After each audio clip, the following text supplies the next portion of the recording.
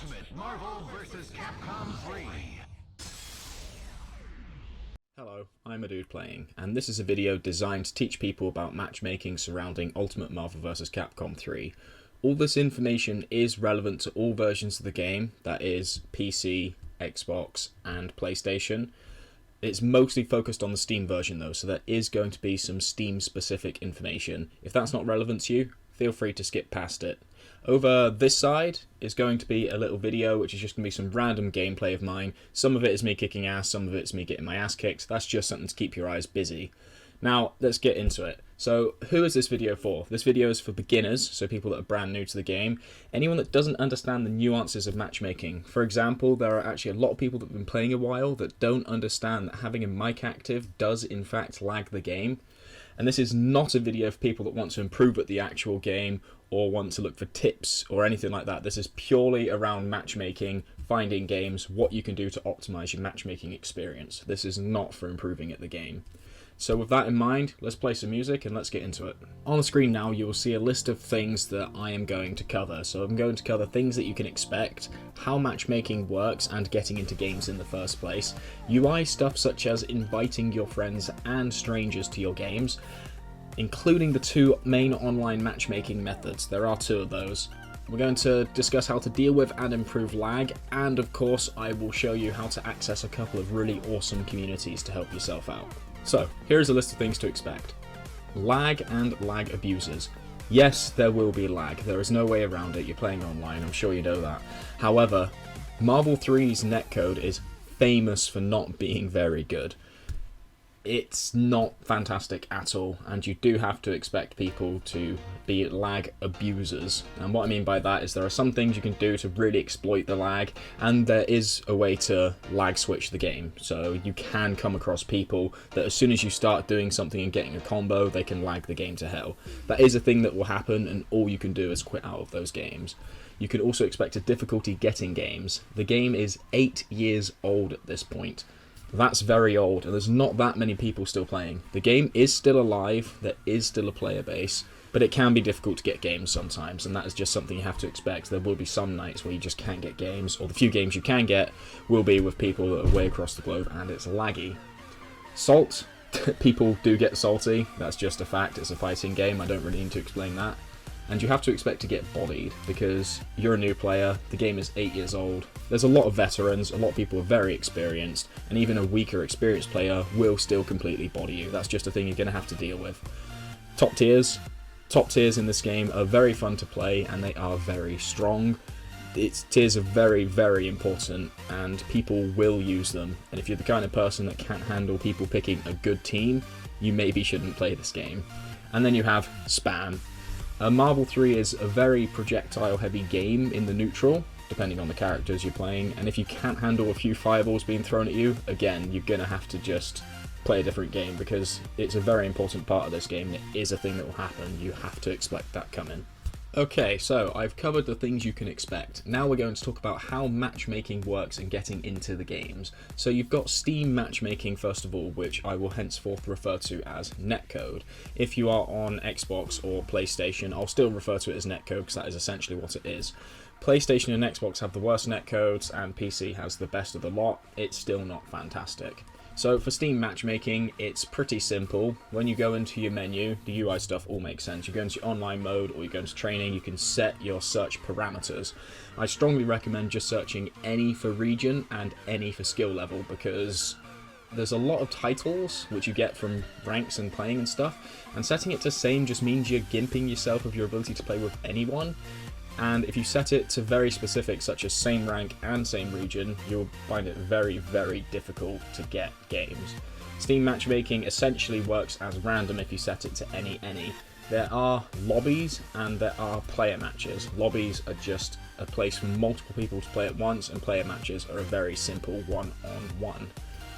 And then you have Parsec. Parsec is a program in which one person uploads data to another, and the person receiving that data will download it, and you're essentially kind of playing offline. The way it works essentially is you have player A and player B. Player A is the host, and what the host means is that they are the one uploading information. Player B will be taking information from the host. There is an issue of parsec in that you have a thing called host advantage, because the player who is hosting is playing offline and the player who is not hosting is playing online. So there is a bit of a discrepancy there, but it is a method of matchmaking that has its benefits. For example, it dodges Steam's awkward netcode, and I suppose Xbox and PlayStation's netcode as well, which is the main advantage of it. We'll get more in depth on that later, but for now we're going to talk about how to invite people and receive invites from people to your games. Okay, so here we have our main UI that we're going to be using for talking about Steam. This also applies somewhat to Xbox and PlayStation. I don't have access to Xbox or PlayStation, so I can't show you the exact UI for it, but it shouldn't be too complex to figure out exactly how to invite on Xbox or PlayStation. So I'll show you real quickly. We've got offline mode, which is just for offline play. We are concentrating on online mode. We've got a few options. We've got rank match, player match, and lobby. Lobby is the only one that's really different. These two are essentially the same thing, with very minor differences that it's not worth going into. They're pretty self-explanatory. Rank match will just give you a rank. Player match is just normal, quote-unquote, unranked fun.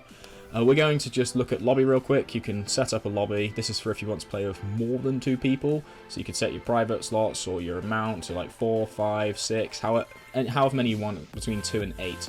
We're going to look at player match for the sake of this video. So I'm going to go to create match, and I recommend setting region and rank limit to any. I did say this before, but again, it can be tricky to get games, and this will maximize your chances of getting a game. Now, if you're inviting a friend, you can just go set your private slot to 2. I recommend doing this so random people can't join your game. When you set private slots, only people in your friends list or people you specifically invite can join your game. So I'm going to do this.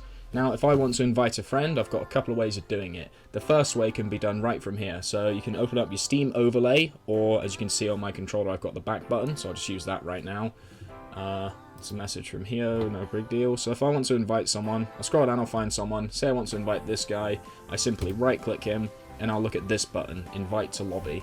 Now, don't worry that it says lobby. Even if you're in a player match, it will still say invite to lobby. The functionality is exactly the same. And the other way involves being in your browser. You can also do it from within Steam's browser, but it involves sending a link. Here's how you do it. Okay, so I've opened up Steam. Now this is how we send a request for someone to join our game from a browser. This method is really useful because this lets you invite someone without adding them as a friend first. Now this one is specific to the Steam version of the game. You can't do it on Xbox or PlayStation. So if you're on Xbox or PlayStation, skip forward a little bit, no big deal. So I want to invite someone via a link. So I'm going to go to find people, so I'll just type in my username here. Click on this. Okay, so I've already got the game set up as before. I've still sat in that same match. I'm still waiting for someone to join. So all I do is I go onto this, and I've got this green join game button. And all you do is you right click it, and you want to click copy link. So from there, all you have to do is give that link to someone who wants to join the game. And all they have to do is click the link or paste it into their web browser whilst Marvel vs. Capcom 3 is open. And that's it. That's how you invite someone that's not on your friends list. So we've covered that. Let's move on. Okay, so now we know how to get into games with people. Now we're going to look at how to deal with and improve lag. Now this one is... there's a few nuances to it. So first of all, please, please, please, please, for the love of God, get a wired connection. Wi-Fi for fighting games sucks. This game has no servers. There are no servers. You will not get stability from a server. So if you have Wi-Fi, you will cause lag for the game for both players. The end result of that is nobody's going to want to play with you, which makes it difficult to play the game, funnily enough. So please, please get a wired connection. You can do this. 2 main ways of doing this are Ethernet or a power line adapter. Now a lot of people say, and these are for the younger demographic, their parents will let them run a wire through the whole house, which is understandable, and some people do have this issue, or landlords won't let you run an Ethernet cable through the whole house, what have you. If you can't have an Ethernet cable, I strongly recommend a power line adapter. A power line adapter, I'm not going to go into too much detail, you can look it up yourself, but to make it short and sweet, it involves 2 plugs and 2 wires. You plug in one plug near your router, and you attach the wire from that plug to your router and switch it on, and your other plug will go near your computer, and then the wire from that plug will go into your computer. and essentially what it does is it runs internet through your mains. It's completely safe and they are absolutely fantastic. I recommend going a little bit higher end if you're in it for the long run. The main disadvantage of a powerline adapter is they are quite expensive up front, but they last years and their utility is unparalleled. It basically solves this issue of you can't run a wire through the house because you don't run a wire through the house. So that's your main option. If you absolutely insist with playing it on Wi-Fi, good luck. Next, turn your mic off. Mics lag the game horrendously. I could play with someone next door with my mic on and the connection would not be fantastic. It just wouldn't. As soon as any noise comes through on a mic, the netcode just crunches. It can't deal with it.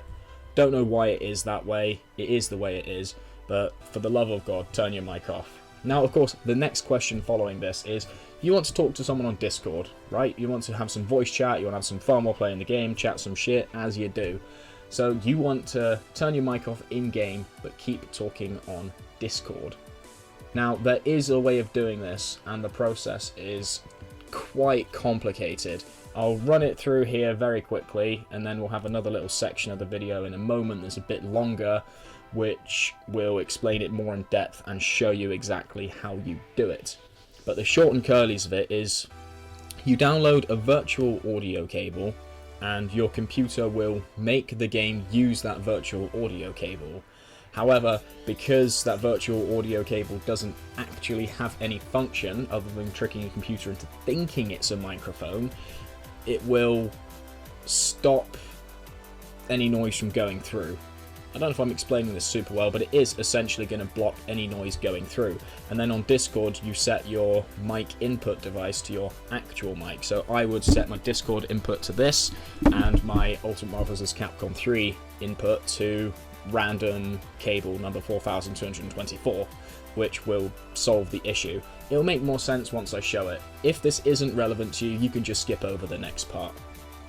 And in a moment, after that bit of the video, we will cover closing other programs to use bandwidth. No, we can cover that now, actually. It's pretty straightforward. If you've got a download going on, please just turn it off. Deal with the lag that way. Everything you do matters because the netcode is not very good. And, of course, playing with people closer to you does help with the lag. If I play with someone next door on a wired connection, it's probably going to be very good. Whereas if I play with a Brazilian, well, I don't play with Brazilians because the connection is terrible. You know how it is. Right, let's have a look at turning your mic off, but still being able to talk in Discord. Okay, so now we're going to figure out exactly how we can still be in Discord and talk on a mic without having it lag the game at the same time. Now, I'm actually going to be looking to the side here because I've got the steps listed down because they're a little bit awkward and I can't remember them all off the top of my head. It's not super complex. So first of all, we're going to download this thing. I'm not going to make you watch all this. Okay, so I've just installed the audio cable, and all we're going to do now is you're going to have to restart your computer. So let's do that, and then we'll take a look at the next step. Okay, so now we need to install this virtual audio cable. So I've already done this. You want to right click this setup x64 down here, and you want to run it as an administrator. I've already clicked that. Whoops. And that has brought me to this. So I'm going to now install this driver. And it's pretty simple. Just install this.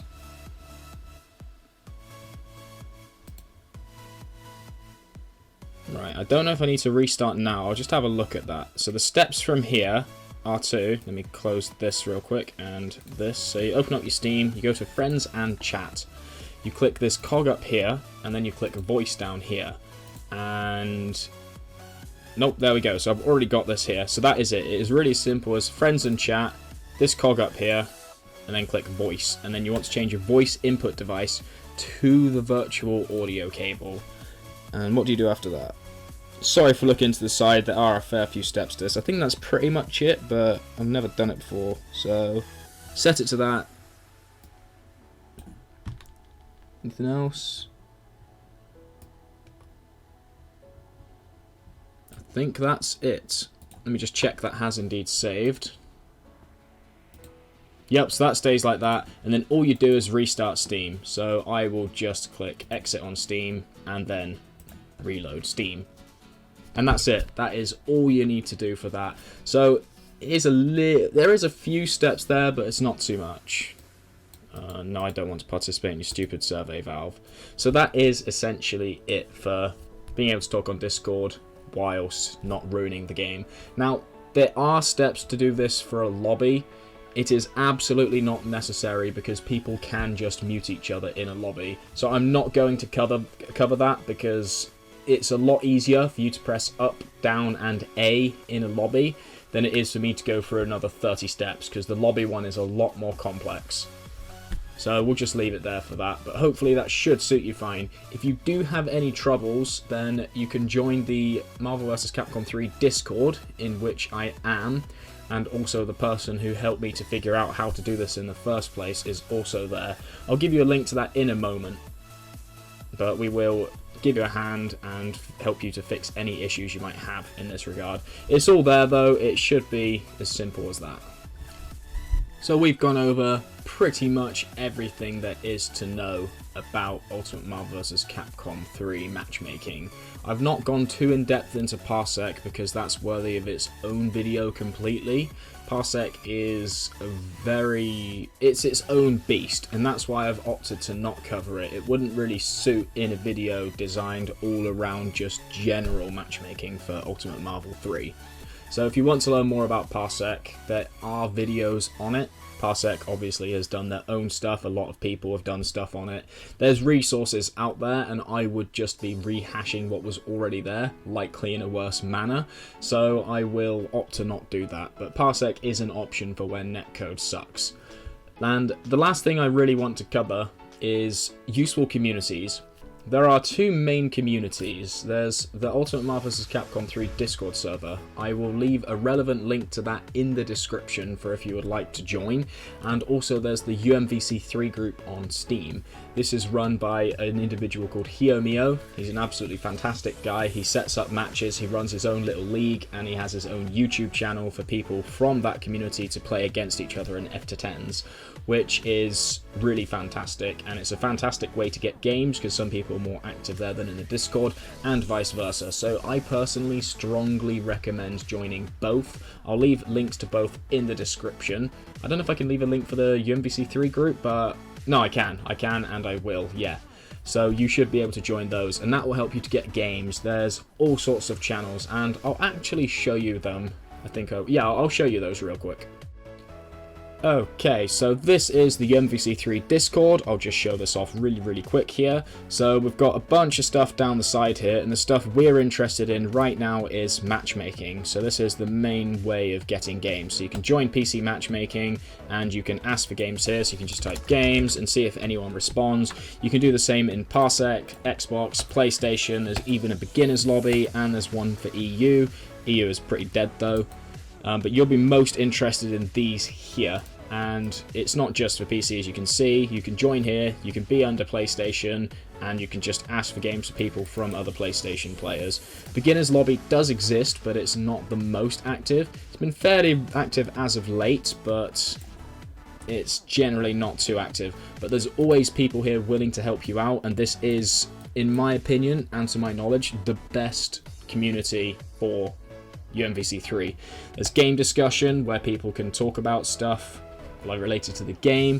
There's combos and text, talk about combos. You get the picture. You can come here, you can ask for help, and people are more than willing to help you, and it's not an issue. As for the UMVC3 group, I'll just full screen this for you. There we go. This is just a place to ask for games. Pretty simple, and this is a tourney thing. This is Hiomio's way of setting up all the fun stuff. He's got his own little leaderboard for people that have won more. And this is a little link to his FT10 sets, which is nice. And as you can see, there's a lot of players here. I can't even load them that quick.